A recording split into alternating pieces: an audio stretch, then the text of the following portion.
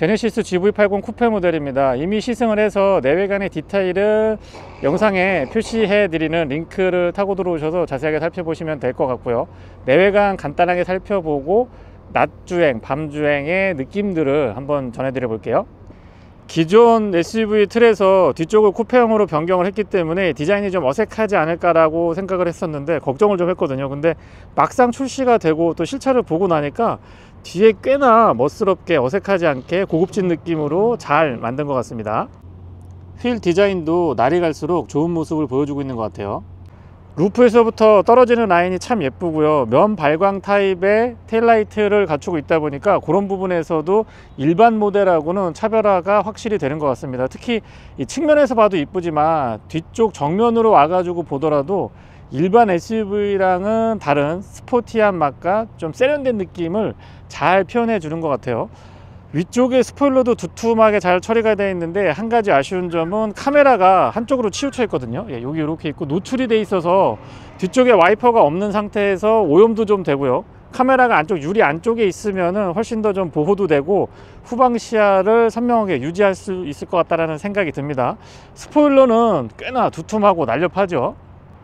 일반형 SUV에 비교를 했을 때 쿠페이기 때문에 손해보는 공간이 있죠. 라인이 확 꺾어지니까 외관에서 봤을 땐 참 예쁘지만 공간에 있어서 아쉬움은 어쩔 수가 없는 것 같습니다. 바닥에 보시면은 충분한 공간이 확보되어 있는 거를 확인할 수가 있기는 한데요. 그래도 이 위쪽에 보통 SUV가 이 정도까지 올라와서 요만큼을 다 공간으로 쓸 수 있는데 그런 부분에서는 어느 정도 감내해야 될 부분이 있는 것 같아요. 공간 자체는 뭐 전체적으로 부족하다라고 볼 수는 없죠. 실내는 그레이나 블랙 그리고 베이지보다 이렇게 좀 독특한 컬러를 한번 선택해 보는 것도 나쁘지 않을 것 같습니다. 18방향으로 움직일 수 있어서 아주 미세한 조정까지 가능한 운전석 그리고 조수석 시트는 다시 한번 칭찬을 아끼지 않고 싶은데요. 특히나 에르고 모션 시트, 그러니까 마사지 기능이 아주 제대로 작동을 잘 해줍니다. 날개 조임까지 전동으로 지원을 해주고 있고 언젠가부터 이런 이 안전벨트 같은 것도 붉은색으로 선택을 해주는 컬러 센스도 제네시스가 급격하게 좋아진 포인트 중에 하나죠. 스티치 모두 붉은 레드톤으로 전체적인 분위기는 스포티한 느낌들을 잘 끌어올려 주고 있습니다. 고급감도 상당한 편이고요. 뒷좌석 독 개폐각이 큰 편이기 때문에 승하차가 편리하고요. 바닥 공간도 충분히 잘 확보가 되어 있습니다. 버튼 한 번만 눌러서 시트를 조정할 수 있고 또 지금 쿠페형 모델은 뒷좌석을 보시면 424에서 이 폴딩이 될 수 있도록 되어 있거든요. 그래서 가운데 앉으신 분은 그렇게 편한 자리라고 할 수는 없을 것 같습니다. 헤드레스트도 이 헤드레스트만 따로 구입해서 제 차에 사용을 하고 싶을 정도로 딱 이렇게 몸을 기댔을 때 되게 편안했고요. 밖에서 봤을 때 라인이 정말 이쁘죠. 이 라인 때문에 아무래도 이 뒷좌석의 헤드룸 공간은 손해를 볼 수밖에 없는 것 같습니다. 그렇다고 너무 좁아서 막 차를 못 탈 정도냐? 그런 건 아닙니다. 왜냐면 GV80 자체가 공간 확보를 잘 해주고 있기 때문에 그렇진 않습니다만 일반 모델, 일반 SUV랑 비교를 해, 일반형 모델하고 노멀 모델하고 비교를 해 보면은 아무래도 헤드룸 공간에서의 아쉬움은 어쩔 수가 없는 것 같아요. 뒷좌석 에어벤트랑 컨트롤러인데요. 앞좌석은 운전석, 조수석 개별 설정이 가능하고요. 온도 조절이. 그리고 뒤쪽은 통합형으로 되어 있어서 바람의 세기 포지션, 그 다음에 좌우측을 동일하게 온도를 설정할 수 있도록 되어 있습니다. 아래쪽에 220V 컨버터 그리고 USB C 타입으로 충전 단자 2개 같은 것들은 꼼꼼하게 잘 갖춰 놨고요. 시트 측면에 보시면 이 워크인 스위치가 달려 있는데 에르고 모션 시트 적용을 해줘서 그 릴렉스 컴포트 기능이 있었으면 훨씬 더 좋았을 것 같다라는 생각이 들고요. 최근 트렌드를 잘 반영한 페이스리프트라고 생각을 하고 쿠페형 모델만의 어떤 독특함을 실내 선택할 수 있게 해줬으면 더 좋았을 것 같은데 그런 차별화된 포인트 같은 것들은 살짝 아쉽게 느껴지기도 해요. 차 내에 앉았을 때 이 편안한 느낌 그리고 손이 닿는 부분에 각각 배치가 잘 되어 있는 대부분의 기능들이 익숙하게 사용할 수 있고요. 적응되는데 그렇게 오랜 시간을 요구하지 않기 때문에 그런 부분들도 제네시스의 분명한 장점이라고 봅니다. 그리고 쭉 연결되어 있는 27인치 OLED는 좀 시원시원한 맛이 있죠.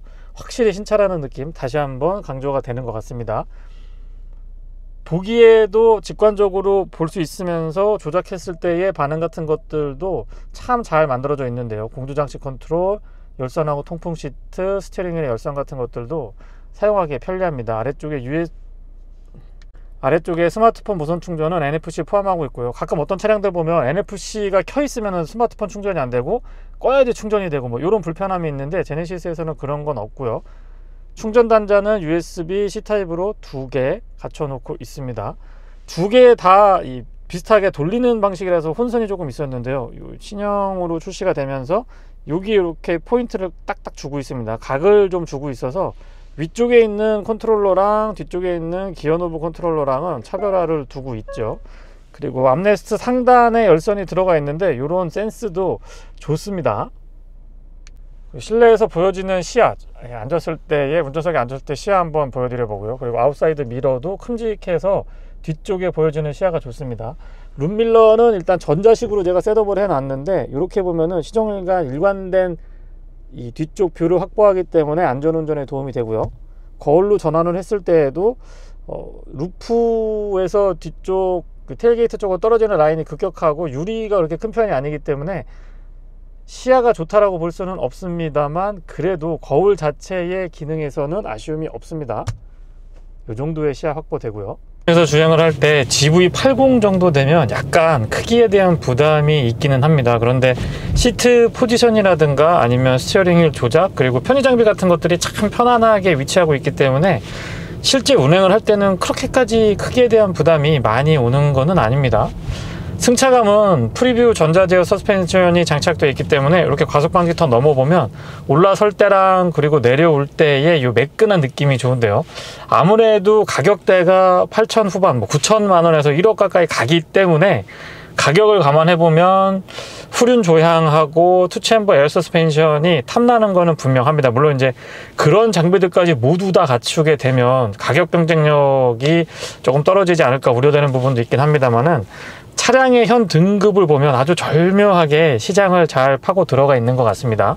오토 스탑앤고의 작동은 아이들링 자체가 V6 3.5L T GDI 엔진이 그렇게 막 걸걸하거나 거친 느낌의 엔진은 아니거든요. 힘은 물론 있지만 그래서 시동이 꺼졌다 켰다 켜졌다 꺼졌다 할 때도 거슬리는 진동, 소음 같은 것들은 없었습니다. 연비는 복합 기준으로 7.8km고요. 도심에서는 6.8, 고속도로에서는 9km대 초반으로 알고 있는데 실제 주행을 해봤을 때의 느낌은 실연비를 보면은 4km 후반에서 5km 초반까지 떨어지긴 했거든요. 그래서 연비 부분은 어느 정도 좀 양보를 하고 타야 되는 차가 아닌가 싶기도 하고요. 반면에 도심 주행에서도 에코 모드 설정하고 정말 조심스럽게 차량을 운행을 하면 메이커 측에서 제시하고 있는 7km대 7.2에서 7.6 정도 7.8은 저는 잘 안 나왔던 것 같아요. 뭐 여러 가지 테스트를 했기 때문에 그 영향을 받은 것 같긴 합니다만은 연비는 실주행 연비는 6km대 후반 정도 5km 후반에서 6km대 중후반 요 정도 보시는 게 도심 주행만 했을 때를 말씀을 드리는 겁니다. 시야도 답답하지 않고요. 아웃사이드 미러가 큼직하고 A필러에 고정되어 있지 않고 도어에 고정이 되어 있거든요. 이렇게 고정이 되어 있어서 요만큼 조그마한 창이 하나 추가가 됩니다. 요 부분 때문에 운전석에서 딱 앉았을 때의 차량이 크지만 시야가 답답하지 않고요. 그러다 보니까 차량 크기에 대한 부담감이 많이 운전자한테 다가오지 않는 점도 제네시스가 분명하게 잘 해주고 있는 포인트라고 생각을 합니다. 확실히 이 실내에서는 27인치 OLED가 탁 자리하고 있으니까 신차 느낌 굉장히 많이 나고요.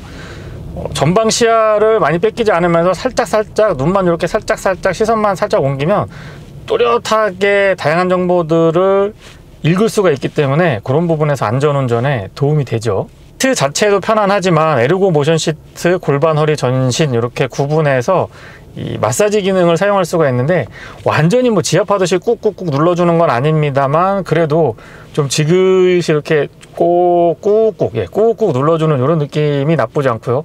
요거는 장거리 운전할 때도 도움이 되지만 장시간 뭐 가다서다를 반복하거나 도심 주행에서 장시간 차량에 있을 때도 피로도를 낮추는데 정말 도움이 많이 되는 것 같아요. 앞뒤 모두 이중접합 차음유리 덕분에 도심에서 주행을 할 때 소음이나 진동 부분, 특히 이 주변 소음이 차량으로 많이 전달이 되지 않기 때문에 차 자체도 그렇게 시끄러운 편은 아니고요. 주변에 큰 트럭이 지나간다든가 버스가 지나간다든가 했을 때 주변에 시끄러운 소음 같은 것들이 차 안으로 많이 유입되지 않아서 정숙한 실내를 유지할 수가 있습니다. 승차감은 차량 크기나 이 서스펜션 그리고 휠 타이어 스펙을 감안을 했을 때는 쫀득쫀득하면서 약간의 부드러움도 갖추고 있고요. 하지만 에어 서스펜션하고 비교를 해볼 수밖에 없는데요. 에어 서스펜션 갖춘 차량들하고 비교를 해보면 쫀득하고 좀 이 뭐라 그럴까요? 롤을 더 잡아줘야 되는데 그런 부분에서는 약간의 아쉬운 점이 있기는 합니다.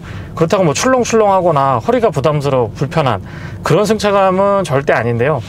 에어 서스펜션하고 비교를 굳이 한다라고 하면 그런 부분에서는 약간의 아쉬움이 남기도 해요. 브레이크는 조절이 가능합니다. 드라이브 모드 설정에 들어가면 컴포트하고 스포츠로 조절을 할 수가 있는데요.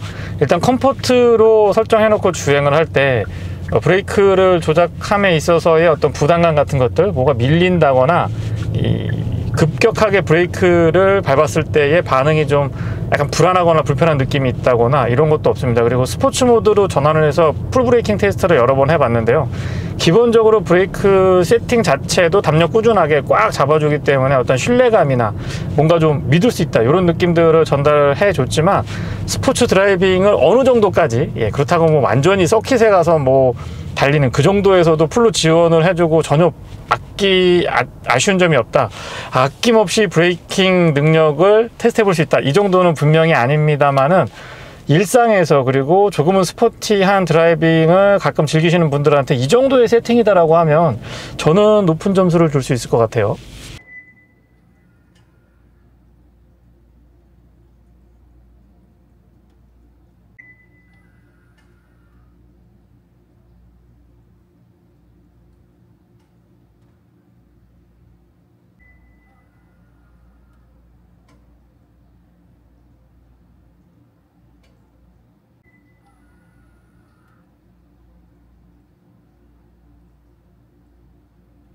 야간에 운행을 해보면 확실히 이 소음 부분에서 조금 더 민감하게 들리는 것 같습니다.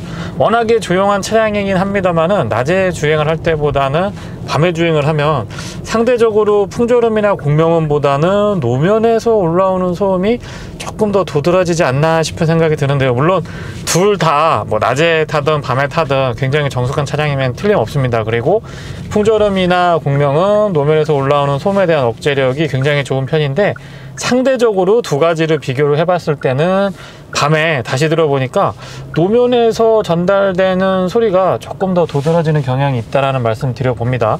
앰비언트 라이트는 지금 화면의 그 카메라 각도 때문에 약간 어둡게 보이실 수도 있는데요. 앞뒤 도어 그리고 크러쉬패드 중앙에 얇고 진하고 길게 연결되어 있습니다. 그래서 운전석에 앉아서 또는 뒷좌석에 앉아서 바라보게 되면 밤에 화려합니다. 안드로이드 오토, 애플 카플레이 무선 연동이 안 되는 부분은 아쉬운 점으로 좀 지적을 해보고 싶은데, 물론 유선으로는 연결이 잘 됩니다. 그리고 큰 화면에 큼직하게 보여주니까 그런 부분에서 시인성이라든가 정보를 인식할 때 편의성 같은 것들은 좋았고요.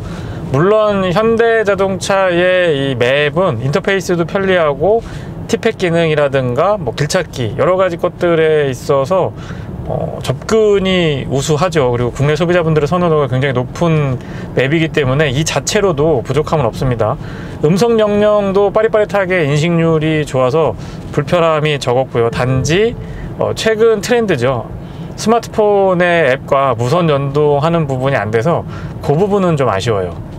순정 맵을 연동을 했을 때 클러스터에서도 맵을 볼 수가 있고요. 그리고 메인 디스플레이도 역시 나오고 HUD에서도 간략하게나마 목적지 설정을 하게 되면은 가는 경로 같은 것들 그리고 주요 포인트마다 주의할 사항들 같은 것들은 요약해서 보여주니까 안전운전에 도움이 되고요.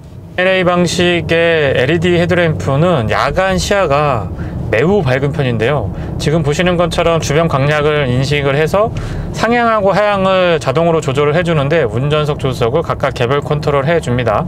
그리고 멀리까지 쭉 뻗어나가는 느낌이 참 좋고요. 기존 LED, 그러니까 일반 방식 프로젝션 방식이나 뭐 멀티포커스 렌즈 방식에 비교를 해 보더라도 M&A 방식이 확실히 이렇게 웅축했다가 한 번 더 팍 반사를 시켜서 넓게 뿜어주니까 그런 부분에서 야간 시야가 밝고 시원시원합니다. 그리고 선행하고 있는 차량뿐만 아니고 마주오고 있는 차량에 방해를 주지 않으면서도 적절하게 상향등을 유지하는 이 센스가 참 좋은 것 같아요. 특히 이 주변에 이렇게 광량이 좀 있는 곳에서는 뭐 그냥 좀 밝구나 라는 정도인데, 이 앞에 보여지는 부분처럼 가로등이 꺼져 있거나 어두운 곳에서가 그 진가를 발휘하는 것 같은데요. 은근하게 들어오면서 확 이렇게 무대 위에 커튼이 펼쳐져서 열리는 것처럼 그런 느낌이 듭니다.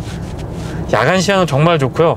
제가 타본 국내 차량들 중에서는 이 M&A 방식을 채택하고 있는 제네시스의 뭐 G90이라든가 지금 신형 GV80 같은 경우가 가장 밝은 편에 속한다고 생각이 들고요.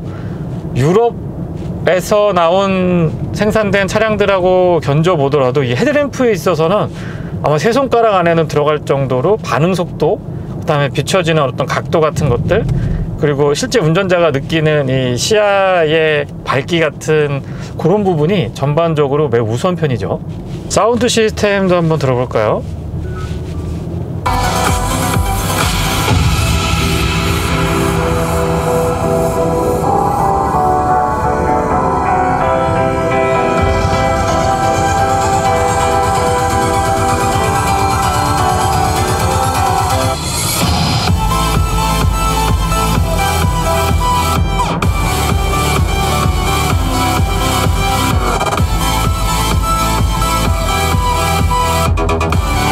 고음, 중음, 저음대의 밸런스가 뛰어나고요. 각 음역대의 해상도도 역시 아주 맑고 청아하게 들립니다. 고음에서의 찰랑찰랑한 느낌, 그리고 중저음에서 단단하게 잘 받쳐주고, 저음에서 이렇게 둥둥둥둥하고 울리면서 쳐주는 이런 느낌들이 참 좀 풍부하다고 표현을 드려볼까요? 턴을 할 때도 생각보다 많은 공간을 차지하지는 않습니다. 물론 후륜 조향이 들어갔으면 더 좋았을 것 같긴 합니다만은 차량 크기 때문에 유턴에서 부담스럽다 이런 느낌은 또 아니죠. 애답티브 크루즈 컨트롤은 앞차와의 거리 조절 4단계, 그리고 차선 변경까지도 지원을 해주고 있습니다. 감속과 가속도 자연스럽고 앞차와의 거리 조절 단계 유지하는 그 간격도 정확한 편에 속하고요.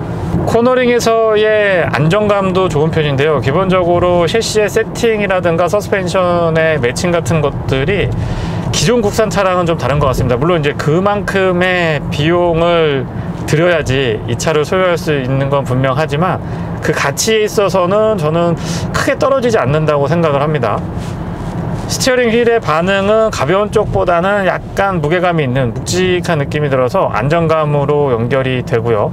그렇다고 여성 운전자분들이 이 조작하기에 불편하고 부담스러울 정도의 이 텐션이냐, 그 정도는 아니고요. 그냥 딱 신뢰할 수 있다, 안정감 있다 정도의 스티어링 휠 무게감 정도 생각하시면 될 것 같아요. V6 3.5L 트윈터보 엔진의 회전 질감이라든가 순정 배기 자체도 그렇게 떨어지는 건 아닙니다. 거기에다가 액티브 사운드 디자인이 포함이 되어 있어서 지금 약하게 해놨고요. 강하게 한번 바꿔봤는데 스포츠 모드하고 연동을 지어서 소리를 좀 들어보면 꽤나 박력 있는 느낌을 전달을 해주고요. 시원시원하게 나가는 이 운전의 재미와 함께 조금 더 운전자를 자극해 주는 것 같습니다. 지금 강하게 설정을 해봤고 지금 이 상태는 보통이고요.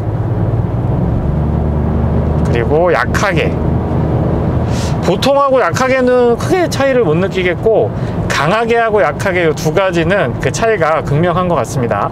변경하는 부분도 조건이 되게 까다로웠거든요. 막 언덕이거나 내리막이거나 오르막이면 안 되고, 앞에 차가 있으면 간격 때문에 또 안 되고, 코너에서 안 되고 막 이랬었는데, 좀 전에 보여드린 것처럼 약간의 언덕이고 차가 진입하는 상황에서도 유연하게 반응을 해주니까 안전운전에도 도움이 되고 또 운전자의 피로도를 낮춰주는데 한몫 단단히 해주는 것 같아요. 380마력에 토크 54 정도면 어디 가서 절대 떨어지는 파워는 아닙니다. 차고 넘친다고 할 수는 없겠습니다만은 그래도 이 차의 전반적인 가격이나 크기나 무게 같은 거 다 고려를 해보면 이 정도면은 여유 있게 운영할 수 있는 힘은 되는 것 같아요. 물론 이 위에 일렉트릭 슈퍼차저가 달려있는 그런 엔진이 조금 더 탐나는 건 사실입니다만은 3.5 정도만 해도 크게 부족함은 없을 것 같고요. 연비는 공인 복합 기준은 7km대지만 고속도로에서는 9km대 초반으로 제 기억을 하거든요. 근데 실제 그냥 편안하게 80에서 100 정도 탄력적으로 자동차 전용도로 달려보면은 두 자릿수 유지하는 거는 어렵지 않았던 것 같습니다. 현재 상태도 지금 10.8, 뭐 11km에 11.2에서 10.8 정도 왔다 갔다 하는데요. 마음먹고 에코 모드로 설정을 해서 정말 연비에 신경을 쓰면서 운행을 했을 때에는 최대 12.7까지, 제가 기록한 최대 연비는 12.7km까지도 확인을 할 수가 있었습니다. 그게 그렇게 뭐 많은 인내를 필요로 하거나 아니면은 운전 스킬이 뛰어나야지만이 확인할 수 있는 실연비가 아니다라는 점도 말씀을 좀 드려보고 싶네요. 아스팔트 포장에서는 괜찮은데요, 도심 주행에서 노면이 안 좋거나 아니면 아스팔트 포장이 아닌 시멘트로 포장되어 있는 자동차 전용도로에서 운행을 해 왔을 때에는 네, 좀 단단합니다. 약간은 튀는 듯한 느낌도 들고요. 아, 이 차가 22인치의 광폭 타이어 스펙이구나 라는 거를 체감할 수 있을 정도로 승차감이 조금 단단하게 셋업이 되어 있는 것 같습니다. 하지만 이게 뭐 물렁물렁하거나 이게 차가 뒤뚱거리거나 하는 것보다는 훨씬 더 안정감이 좋기 때문에 선호도가 있고요. 최근에 보면은 부드러운 쪽보다는 단단함을 선호하는 소비자분들이 더 많기 때문에 트렌드에 잘 따라가고 대처하는 것 같아요. 이 부분은요, 어느 정도 조금 쫀쫀하고 탄력 있는 승차감도 괜찮으신 분들한테는 더없이 좋은 셋업인 것 같고요. 에어 서스펜션을 한번 체험하셨던 분들에게는 조금 고민을 하게 되는 부분이 있을 것 같습니다. 전자제어 서스펜션이 잘 세팅이 돼 있다고 하더라도 구조적으로 또 에어 서스펜션의 특유의 이 쫀득하고 말캉거리는 느낌 같은 것들을 구현하기는 어렵거든요. 그리고 구름에 떠가는 느낌이라고 표현을 좀 드려보고 싶은데, 그 정도의 편안함, 안락함은 아무래도 따라가는데 조금 거리가 있기 때문에 잘 선택을 하셔야 됩니다. 무조건 나는 에어 서스펜션이 달려있는 차량이어야 된다라고 하면은 선택지 자체에서 이 차는 배제가 될 것 같고요. 그런 것보다는 일반적인 차량보다는 고급감을 가지고 조금 더 편안하고 안락한 느낌 정도의 제네시스의 이 옵션이라든가 실내 내장 뭐 조립 마무리 같은 것들이 상당 수준에 올라와 있거든요. 거기에 국내에서 타기에는 뭐 AS도 그렇고요, 여러 가지 면에서 편안한 부분들이 많이 있죠. 그래서 그런 부분들까지 감안을 해서 차량을 선택하시는 분들한테는 굉장히 좋은 선택지이자 대안입니다. 드라이브 모드는 컴포트, 에코, 스포츠, 그리고 마이 드라이버, 이렇게 네 가지를 구분해 놨는데요. 모드마다의 이 편차 같은 것들도 꽤나 정확하게 잘 구현을 해 둔 것 같습니다. 그리고 마이 모드에서 예를 들면은 다른 것들은 다 컴포트하게 놓고 브레이크만 스포츠로 세팅을 한다든가, 스포츠 세팅에 브레이크만 컴포트로 가져간다든가, 뭐 이런 식으로 본인의 운전 스타일에 맞게 조금 더 세분화할 수 있기 때문에 이런 부분에서의 만족도, 그리고 운전의 재미도 챙겨갈 수 있을 것 같습니다. 그래서 한 150까지가 굉장히 재미있었고요. 기어로 보면은 4, 5, 6단에서 4500rpm에서 6000rpm까지 여기가, 이 구간이 저는 제일 재미있었던 것 같아요. 그리고 시속 180에서 200km까지 쭉 올라가더라도 그렇게 더디거나 힘이 부족하거나 이런 모습은 쉽게 찾아볼 수가 없었고요. 200km 이상 넘어가게 되면은 그때부터는 앞에서부터 달려왔던 어떤 느낌이나 올라가는 속도가 올라가는 가속되는 속도보다는 조금은 인내가 필요했던 것 같아요. 후측방 모니터링은 이 클러스터 안쪽에서 방향지시등만 작동하면 바로 이렇게 보여주거든요. 거기에 아웃사이드 미러 끝쪽에서 이 블라인드 스팟 표시를 해주니까 이중으로 워닝을 주는 것 같아요, 운전자한테. 그래서 이 사각지대에 대한 대응이 매우 적극적인 편이고, 크게 이 숄더 체크라고 하던가요, 고개를 돌려서 사각지대 확인을 하지 않더라도 웬만한 경우라면은 HUD에서도 이 센싱 돼가지고 사각지대에 차가 있는지 없는지 체크를 할 수가 있거든요.